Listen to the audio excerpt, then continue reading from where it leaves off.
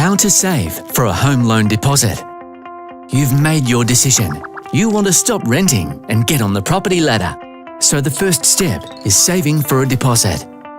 Your home deposit is viewed as your contribution to the purchase price of the property you wish to buy.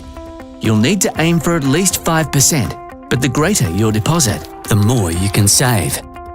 Set a realistic budget and stick to it. You can only save money if you spend less than you earn. Start with cutting down on expenses using a budget planner.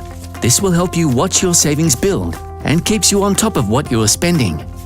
Keep your savings separate and set up a separate deposit account, as it greatly decreases the temptation to dip into it for an impulse buy. There are lots of little ways that you could save, so think about them. Cook at home more often. Invest in a coffee machine.